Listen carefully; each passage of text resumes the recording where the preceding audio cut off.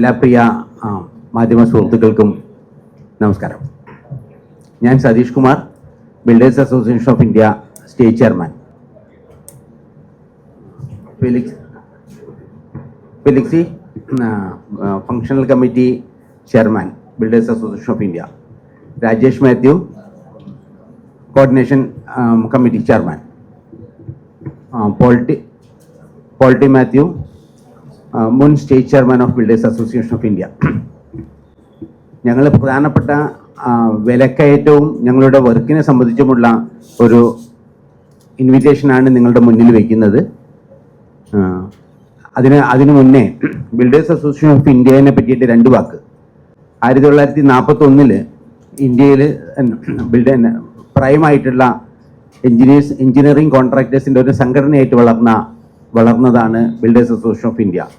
ഇന്ന് ഇന്ത്യയിൽ മൊത്തം 264ഓളം സെൻറ്റേഴ്സുകളും ഏകദേശം 2 ലക്ഷത്തോളം മെമ്പേഴ്സും നമ്മളിൽ വർക്ക് ചെയ്യുന്നുണ്ട്. കേരളത്തിൽ 22 സെൻറ്റേഴ്സും 1500ഓളം മെമ്പേഴ്സും വർക്ക് ചെയ്യുന്നു. എല്ലാവരും എഞ്ചിനീയറിംഗ് കോൺട്രാക്റ്റുമായിട്ട് ബന്ധപ്പെട്ട അഫിലിയേറ്റഡ് സംഘടനകളും ട്രേഡേഴ്സും എല്ലാം ഞങ്ങളുടെ സംഘടനയിലുണ്ട്. ഇന്ന് ഞങ്ങൾ അനുഭവിക്കുന്ന വളരെ പരിതാപകരമായ ഈ യുദ്ധത്തിൻ്റെ കെടുതി മൂലം ഞങ്ങളുടെ വർക്കിംഗ് മേഖലയിൽ വന്നിരിക്കുന്ന വളരെ പ്രധാനപ്പെട്ട കാര്യങ്ങൾ നിങ്ങളുടെ മുന്നിൽ വയ്ക്കാനാണ് ഞങ്ങൾ ഇന്നിവിടെ വന്നിരിക്കുന്നത്.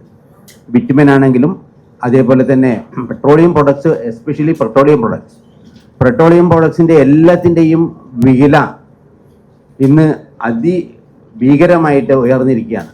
ബിറ്റുമെൻ്റെ വിലയാണെങ്കിൽ ഒരു 80% കൂടി നിൽക്കുകയാണ്. 80%. PVC പ്രോഡക്ട്സിൻ്റെ വില 46-47% കൂടി നിൽക്കുന്നു. സ്റ്റീലിൻ്റെ വിലയാണെങ്കിലും അതേപോലെ തന്നെ 53% ലേബർ കോസ്റ്റ് എസ്കലേഷൻ. ഇതുമൂലം ഉണ്ടായിരിക്കുന്ന ലേബർ കോസ്റ്റ് ഇന്ന് നമുക്കറിയാം, ലേബേഴ്സിന് കിട്ടാനില്ലാത്ത ഒരവസ്ഥയിൽ കേരളം മൂവ് ചെയ്തുകൊണ്ടിരിക്കുക. ഇപ്പോൾ ലേബറിൽ വരുന്ന വ്യതിയാനങ്ങൾ, ലേബറിൽ വരുന്ന വ്യത്യാസങ്ങൾ 30% മേലെയുണ്ട്. ഇന്ന് നാഷണൽ ഗവൺമെൻറ് തന്നെ മിനിമം വേജസ് ആക്ട് പുതുക്കിയിരിക്കുന്നു. 11.67 കൂട്ടിക്കൊണ്ട് ഒരു പുതിയ വിജ്ഞാപനം ഈ അടുത്ത ദിവസം വന്നിട്ടുണ്ട്. അതിൻ്റെയൊക്കെ അടിസ്ഥാനത്തിൽ ഒരു ഇൻക്രീസ് വരുന്നു എന്നുള്ളതാണ്. ആ ഇൻക്രീസിനെ എങ്ങനെ കൈകാര്യം ചെയ്യണം, എങ്ങനെ ഞങ്ങൾക്ക് അതിൻ്റെ ഒരു നെക്സ്റ്റ് സ്റ്റെപ്പിലേക്ക് എങ്ങനെ കോൺട്രാക്ട് മേഖലയെ രക്ഷപ്പെടുത്തണം എന്നുള്ള രൂപത്തിൽ. രക്ഷപ്പെടുത്തുക എന്ന് പറയുമ്പോൾ നമ്മൾക്ക് ഒരു നിങ്ങൾ കോൺട്രാക്ട് എടുത്തതല്ലേ എന്നുള്ളൊരു വാദത്തിൻ്റെ ഉപരിയായിട്ട് ഈ മേഖല സജീവമായിട്ട് നിൽക്കേണ്ടതും, ഈ നിർമ്മാണ പ്രവർത്തനങ്ങൾ ഇന്ത്യയിൽ 2ാമത്തെ വ്യവസായ മേഖലയാണ് കോൺട്രാക്ട് അല്ലെങ്കിൽ നിർമ്മാണ പ്രവർത്തികൾ. അത് വളരെ ശക്തമായിട്ട് നിൽക്കേണ്ടത് ഇന്ന് ഇന്ത്യയുടെ വികസനത്തിൻ്റെ ആവശ്യമാണ്. അപ്പോൾ ഈ മേഖലയിലുള്ള സകല കാര്യങ്ങളെയും സംരക്ഷിക്കേണ്ട ഒരു ഉത്തരവാദിത്വം ഗവൺമെൻറ്റിനും അതേപോലെ തന്നെ നമ്മൾക്ക് ഓരോരുത്തർക്കും ഉണ്ട് എന്നുള്ളതാണ് ഞാൻ നിങ്ങളുടെ മുന്നിൽ വയ്ക്കുന്നത്. ഇതുമായിട്ട് ബന്ധപ്പെട്ടിട്ട് കൂടുതൽ സംസാരിക്കുന്നതിനും നമ്മുടെ ആ വില നിലവാരങ്ങളുടെ പറ്റിയിട്ട് കൂടുതൽ പറയുന്നതിനും നമ്മുടെ ഫങ്ഷണൽ കമ്മിറ്റി ചെയർമാൻ ഫെലിക്സിനെ ഞാൻ ക്ഷണിക്കുന്നു. എൻ്റെ പേര് Felixy Gevarees, builders association of India Kerala PWD committee ചെയർമാനാണ്. ആദ്യമേ തന്നെ കേരളത്തിൻ്റെ അല്ലെങ്കിൽ നാടിൻ്റെ നിലനിൽപ്പിന്, ഒരു സംസ്കാരത്തിൻ്റെ നിലനിൽപ്പിന് എഴുത്തുകാരുടെ പ്രസക്തി വളരെ വലുതാണ്. വാക്കൊരു തോക്കാണ് എന്ന് പറയുന്ന പോലെ തന്നെ മാധ്യമങ്ങളാണ് നാട്ടിൽ ഒരു സാംസ്കാരിക വ്യതിയാനം ഉണ്ടാക്കുന്നത്, അല്ലെങ്കിൽ ഒരു സമൂഹത്തിൽ റിഫോർമേഷൻ ഉണ്ടാക്കുന്നതിൻ്റെ അകത്ത് മുഖ്യമായ ഘടകം മാധ്യമങ്ങൾക്കാണ് എന്നുള്ള വലിയ ബഹുമതിയോടുകൂടി തന്നെ നിങ്ങളുടെ ആദരവും ശ്രദ്ധയും ഈ മീറ്റിങ്ങിലേക്ക് ഒരിക്കൽ കൂടി ക്ഷണിക്കുകയാണ്. കൺസ്ട്രക്ഷൻ ഇൻഡസ്ട്രി എന്ന് പറയുമ്പോൾ അഥവാ കോൺട്രാക്ടേഴ്സ് എന്ന് ചിന്തിക്കുമ്പോൾ പലർക്കും ഒരു ധാരണയുണ്ട്, ഇതൊരു പ്രത്യേക കാറ്റഗറി, ഇതൊരു മാഫിയ പ്രവർത്തനത്തിൻ്റെ ഭാഗം എന്നൊക്കെയാണ് പലരുടെയും കാഴ്ചപ്പാട്.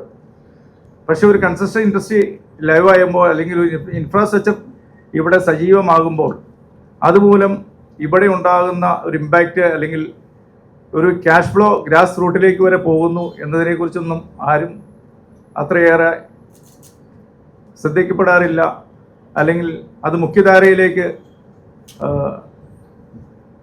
ചിന്തിക്കാറില്ല എന്നുള്ള ഒരു ഖേദം ഞങ്ങളിലൊക്കെ ഉണ്ട്. കാരണം ഒരു കൺസ്ട്രക്ഷൻ ഇൻഡസ്ട്രി നടക്കുമ്പോൾ ഈ അടിസ്ഥാന വർഗങ്ങൾ അല്ലെങ്കിൽ തൊഴിലാളികൾ കേരളത്തിൻ്റെ സമസ്ത മേഖലകളും ചലിക്കുന്നത് ഈ ഒരു കൺസ്ട്രക്ഷൻ നിർമ്മാണ മേഖലകൾ സജീവമാകുമ്പോഴാണ്.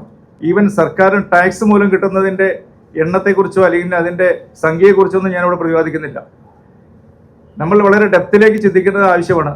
അപ്പോൾ ഞാൻ ആമുഖമായി പറഞ്ഞത്, ഈ കൺസ്ട്രക്ഷൻ ഇൻഡസ്ട്രി ഇവിടെ ലൈവായി നിന്നാൽ മാത്രമേ സമൂഹത്തിൽ ഒരു സാമ്പത്തിക ഭദ്രത നിലനിൽക്കുകയുള്ളൂ എന്നാണ് ഞാൻ പറഞ്ഞു വന്നത്. ഇപ്പോൾ ഉണ്ടാകുന്ന ഈ ആഗോള യുദ്ധ പ്രതിസന്ധി മൂലം നമ്മുടെ കൺസ്ട്രക്ഷൻ ഇൻഡസ്ട്രിയുടെ വില വളരെ ഭീമമായി വർദ്ധിച്ചിരിക്കുകയാണ്. കരാറുകാർക്ക് അല്ലെങ്കിൽ പറയുന്ന ഏത് കാറ്റഗറിയിലുള്ള കോൺട്രാക്ടർ വിഭാഗത്തിനും പിടിച്ചു നിൽക്കാൻ പറ്റാത്ത രീതിയിൽ മുന്നോട്ട് പോയിക്കൊണ്ടിരിക്കുകയാണ്. അടിയന്തരമായി സർക്കാർ ഇതിൽ ഇടപെട്ടില്ലെങ്കിൽ ഈ കരാർ മേഖല മുന്നോട്ട് പോകാൻ പറ്റാത്തൊരു സാഹചര്യമാണ് നിലവിലുള്ളത്. ഓരോ ബിറ്റുമിൻ ഉൾപ്പെടെ, മെറ്റൽ ഉൾപ്പെടെ, പൈപ്പ് ഉൾപ്പെടെ, ഈവൻ സിമെന്റ് ഉൾപ്പെടെ അതിഭീമമായ ഒരു വർധനവിലേക്ക് വന്നുകൊണ്ടിരിക്കുകയാണ്. ഞാൻ ഇവിടെ കൂടെയുള്ളത് ഒന്ന് contractors coordination committee chairman Rajesh Mathew ഉണ്ട്, മുൻ സ്റ്റേറ്റ് ചെയർമാൻ പോൾട്ടി മാത്യു ഉണ്ട്. ഇവരുടെ നിർദ്ദേശങ്ങളും അഭിപ്രായങ്ങൾക്കും വേണ്ടി ഞാൻ കൈമാറുകയാണ്. നമസ്കാരം, എൻ്റെ പേര് രാജേഷ് മാത്യു. നമുക്കെല്ലാവർക്കും അറിയാം, ഇപ്പോൾ നമ്മളെല്ലാവരും നേരിടുന്ന ഒരു മുഖ്യ വിഷയമാണ് ഈ നമ്മുടെ മിഡിൽ ഈസ്റ്റിലുള്ള സമരവുമായി വാറുമായി ബന്ധപ്പെട്ടുള്ള മെറ്റീരിയൽസിന്റെ കോസ്റ്റ് കൂടുന്നു. നമുക്കെല്ലാവർക്കും അറിയുന്ന നിത്യോപയോഗ സാധനമായ ഗ്യാസിന്റെ ദൗർലഭ്യം മൂലം എല്ലാ ഹോട്ടലുകൾ വരെ അടച്ച് അത്ര വലിയൊരു പ്രതിസന്ധിയിലേക്കാണ് പോയിക്കൊണ്ടിരിക്കുന്നത്. ഇതേ സാഹചര്യത്തിൽ തന്നെയാണ് ഈ പെട്രോളിയം പ്രൊഡക്ട്സ് ആയ ബിറ്റുമിന്റെ കോസ്റ്റ് മിനി ഫോൾസ് ഓൾറെഡി 80 അതിനപ്പുറത്തേക്ക് റേറ്റുകൾ കൂടിക്കൊണ്ടിരിക്കുകയാണ്. 50 രൂപ പെർ കിലോഗ്രാം റേറ്റ് ഉണ്ടായിരുന്നത് 92 രൂപയായി. 62 രൂപ NRMP ടാറിന്റെ ടോപ്പ് ലെയർ ഫിനിഷ് ചെയ്യുന്ന 60 രൂപ ഉണ്ടായിരുന്നത് 112 രൂപയിലേക്ക് എത്തി. ഈ രീതിയിലേക്ക് വന്നു കഴിയുമ്പോൾ കേരളത്തിലുള്ള എല്ലാ റോഡ് വർക്കുകളും നിർത്തിവെച്ചിരിക്കുകയാണ്. ഇത് തുടങ്ങണമെങ്കിൽ ഇതിന് ശാശ്വതമായ ഒരു പരിഹാരം കിട്ടിയാൽ മാത്രമേ തുടങ്ങാൻ സാധിക്കുകയുള്ളൂ. അപ്പൊ നമുക്കിതിനകത്ത് ഈ റേറ്റ് എസ്കലേഷൻ ആ ഡിഫറൻസ് എത്രയാണോ നമുക്ക് വേണ്ടത്, ആ കിട്ടേണ്ടത് നമുക്ക് ആവശ്യമാണ്. അതിനുവേണ്ടി സെൻട്രൽ ഗവൺമെന്റ് മോദി ഒരു പുതിയ ഓർഡേഴ്സ് കഴിഞ്ഞ ദിവസം ഇറക്കിയിരുന്നു. 17/4/2026 ഒരു circular number NH 24/03/03/2026-H dated 17/4/2026.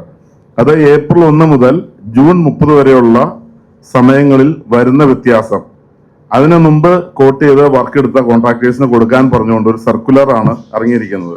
2 പേജുള്ള സർക്കുലർ. അതിന്റെ ഒരു ഫോർമുല, പ്രൈസ് ഫോർമുല, എങ്ങനെ പ്രൈസ് ഡിഫറൻസ് കൊടുക്കാം എന്നതിനെ കുറിച്ച് ഡീറ്റെയിൽ ആയിട്ട് പറഞ്ഞൊരു ഫോർമുല ഉൾപ്പെടെയാണ് തന്നിരിക്കുന്നത്.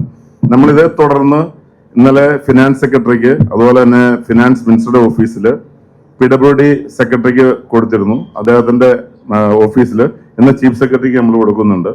ഇപ്പൊ നമുക്കൊരു ശാശ്വതമായ പരിഹാരം കിട്ടിയില്ലെങ്കിൽ, ഇപ്പൊ നമുക്ക് എല്ലാവർക്കും അറിയാം, ബംഗാൾ ഉൾപ്പെടെയുള്ള ഇലക്ഷൻ നടക്കുക കാരണം ഒത്തിരി ലേബേഴ്സ് കേരളത്തിൽ നിന്ന് പോയിരിക്കുകയാണ്. അവരെല്ലാവരും അടുത്ത ആഴ്ച കൂടി മടങ്ങിയെത്തുമ്പോൾ അവർക്ക് ജോലി കൊടുത്തില്ലെങ്കിൽ അവരെല്ലാം വീണ്ടും തിരിച്ചു പോകും. ആ ജോലി കൊടുക്കണമെങ്കിൽ ഒരു ഉചിതമായ തീരുമാനം ഗവൺമെന്റിന്റെ ഭാഗത്ത് വരണം.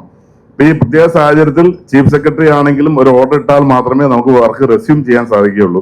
ഇല്ലെങ്കിൽ നമുക്കറിയാം, മഴക്കാലം തുടങ്ങുന്നതോടുകൂടി പല വർക്കുകളും മെറ്റൽ ചെയ്ത് GSB ഇട്ട് വെറ്റ് മിക്സ് ഇട്ട് മെറ്റൽ സർഫസ് ആയി കിടക്കുന്ന റോഡുകൾ ആക്സിഡൻസ് ഒത്തിരി ഉണ്ടാകാനുള്ള പോസിബിലിറ്റി വളരെ കൂടുതലാണ്. കാരണം സ്കൂൾ തുറക്കാൻ പോകുന്നു. ഇതുമായിട്ട് ബന്ധപ്പെട്ട് ഒത്തിരി ഇഷ്യൂസ് നമ്മൾ അഡ്രസ് ചെയ്യപ്പെടേണ്ടതായിട്ട് വരും. ഇപ്പൊ നമുക്ക് ആകെ ആവശ്യപ്പെടുന്ന ഈ ഒരു ഡിഫറൻസ്, ഈ വാർ മുഖേന വന്ന ഫോഴ്സ് മേജർ കണ്ടീഷൻ അനുസരിച്ച് വാർ മുഖേന വന്ന ആ ഒരു ഇഷ്യൂ അഡ്രസ് ചെയ്യപ്പെടണം. അതിനുവേണ്ടിയുള്ള തീരുമാനങ്ങൾ ഗവൺമെന്റ് എടുക്കണം. അതിപ്പോ പ്രത്യേക സാഹചര്യത്തിൽ ചീഫ് സെക്രട്ടറി എടുത്താൽ മാത്രമേ ഇത് മുന്നോട്ട് പോവുകയുള്ളൂ. അതിനുവേണ്ടി പിലക്സി പറഞ്ഞ പോലെ വാക്ക് തോക്കാണ് എന്ന് പറഞ്ഞ പോലെ മാധ്യമത്തിലൂടെ മാത്രമേ ഇത് അഡ്രസ് ചെയ്യപ്പെട്ടാൽ മാത്രമേ പൊതുജനങ്ങളിലേക്ക് എത്തുകയുള്ളൂ. അല്ലാത്ത പക്ഷം കോൺട്രാക്ടേഴ്സും എല്ലാം വർക്ക് ഇട്ടേച്ച് പോകുന്നു എന്നൊരു ഭാഷ്യം മാത്രമാണ് വരുന്നുള്ളൂ. ഇതെന്തുകൊണ്ട് വർക്ക് നിന്ന് പോകുന്നു എന്നുള്ളത് മീഡിയയിലൂടെ വന്നാൽ മാത്രമേ അത് പൊതുജനങ്ങളിലേക്ക് എത്തുകയുള്ളൂ. ഈ ഒരു ഡിഫറൻസ് കരാറുകാർ എന്ന് പറയുന്നത് നമ്മൾ മൊത്തത്തിൽ നോക്കുമ്പോൾ 0.001% ആളുകൾ പോലും കേരളത്തിലില്ല എന്നിരിക്കെ അവരുടെ ഇഷ്യൂസ് അഡ്രസ് ചെയ്തില്ലെങ്കിൽ ഈ ഒരു കോൺട്രാക്ടേഴ്സ് ഫ്രട്ടേണിറ്റി തന്നെ ഒരു മാക്സിമം 1-2 വർഷത്തിനുള്ളിൽ കേരളത്തിൽ ഇല്ലാത്തൊരു സാഹചര്യത്തിലേക്ക് പോകും. നമ്മളിപ്പോ ഒരു ടാറിംഗ് വർക്കിന് വരുമ്പോൾ കോസ്റ്റ് നമ്മൾ BC ഒക്കെ കോട്ട് ചെയ്യുന്നത് ഒരു 13,000 to 14,000 പെർ MQ ആണ് റേറ്റ് നോർമലി കോട്ട് ചെയ്യുന്നത്. അതിനകത്ത് ടാറിന്റെ എലമെന്റ് മാത്രം വരുന്നത് ഏകദേശം 9,500 രൂപയാണ്. ബാക്കിയാണ് മെറ്റീരിയൽസും ലേബർ കോസ്റ്റ് ഒക്കെ വരുന്നുള്ളൂ ഈ 14,000-നകത്ത്. അത് 6,000 രൂപ ടാറിനകത്ത് മാത്രം. 9,000 രൂപ നിൽക്കുന്ന ടാറിന്റെ കോസ്റ്റ് 114 കിലോഗ്രാമോളം ഒരു MQ'd BC ചെയ്യുമ്പോൾ വേണ്ടി വരും. അതിൽ മാത്രം 6,000 രൂപ കൂടി, അതായത് 15,000 രൂപ ടാറിന്റെ കോസ്റ്റ് മാത്രമായി. പിന്നെ മെറ്റീരിയൽ കോസ്റ്റ് വരുമ്പോൾ 20,000-ന് മുകളിൽ പോകും. അതെങ്ങനെ നമുക്ക് 14,000 രൂപയ്ക്ക് ചെയ്യാൻ സാധിക്കാത്ത ഒരു അവസ്ഥ ആയതുകൊണ്ടാണ് എല്ലാ വർക്കുകളും നിർത്തിയിട്ടിരിക്കുന്നത്. എന്ന വിഷമം കൂടി പങ്കുവെച്ചുകൊണ്ട് മറ്റുള്ള കാര്യങ്ങൾ സംസാരിക്കുന്നതിന് വേണ്ടി പോളിലേക്ക്. നമസ്കാരം, എൻ്റെ പേര് പോൾ ടി മാത്യു. ഞാൻ ഗവൺമെൻറ് കോർഡിനേഷൻ കമ്മിറ്റി മെമ്പറാണ്. ഗവൺമെൻറ് ഒരു കോർഡിനേഷൻ കമ്മിറ്റി കോൺട്രാക്ടേഴ്സും ഉദ്യോഗസ്ഥരും ചീഫ് എഞ്ചിനീയറും സെക്രട്ടറി ഉൾപ്പെടുത്തിക്കൊണ്ട് 3 കൊല്ലം മുമ്പ് ഇങ്ങനെയുള്ള കാര്യങ്ങൾ അഡ്രസ്സ് ചെയ്യാൻ വേണ്ടിയിട്ട് ഫോം ചെയ്തതിനകത്തൊരു മെമ്പറാണ്. പക്ഷേ ഈ ഇത്രയും വലിയൊരു പ്രശ്നം ഉണ്ടായിട്ട് ഇതുവരെ ആ ഒരു കമ്മിറ്റി നമ്മൾ ഫെബ്രുവരി ആദ്യം മുതൽ ഈ കമ്മിറ്റി വിളിക്കാൻ വേണ്ടി സെക്രട്ടറി അടുത്ത് റിക്വസ്റ്റ് ചെയ്തിട്ട് ഇതുവരെ കമ്മിറ്റി വിളിച്ചു കൂട്ടാൻ പോലും ഈ ഇവിടെയുള്ള ഉദ്യോഗസ്ഥർ ഇതുവരെ തയ്യാറായിട്ടില്ല. ഇതിലൊരു മാറ്റം വരണം എന്ന് മാത്രമാണ് ഞങ്ങൾ ഉദ്ദേശിക്കുന്നത്. കരാറുകാർ എടുത്ത വർക്ക് പൂർത്തിയാക്കുവാൻ അവർ ഉത്തരവാദിത്തപ്പെട്ടവരാണ് എന്ന് പൊതുജനവും നമ്മളെല്ലാവരും പറയും.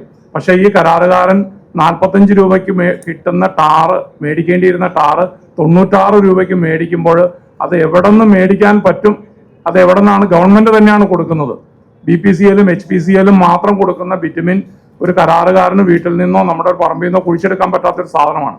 അത് ഗവൺമെന്റ് തന്നെയാണ് 96 രൂപ ആക്കിയിരിക്കുന്നത്. അത് യുദ്ധം മൂലം വന്നിരിക്കുന്ന ഈ ബിറ്റുമിന്റെയും സ്റ്റീലിന്റെയും സിമെന്റിന്റെയും വില വ്യത്യാസം മാത്രമാണ് ഒരു കരാറുകാരൻ എന്നുള്ള നിലയിൽ കരാർ സംഘടനകൾ ആവശ്യപ്പെടുന്നുള്ളൂ.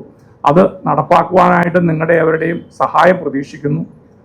നന്ദി, നമസ്കാരം. ഇതിൽ ഞങ്ങളെ കേൾക്കാൻ തയ്യാറായ പ്രസ് അസോസിയേഷന്, പ്രസ് ക്ലബിൻ്റെ എല്ലാ ഭാരവാഹികൾക്കും നിങ്ങൾക്ക് ഓരോരുത്തർക്കും നന്ദി അർപ്പിച്ചുകൊണ്ട് നിർത്തുന്നു.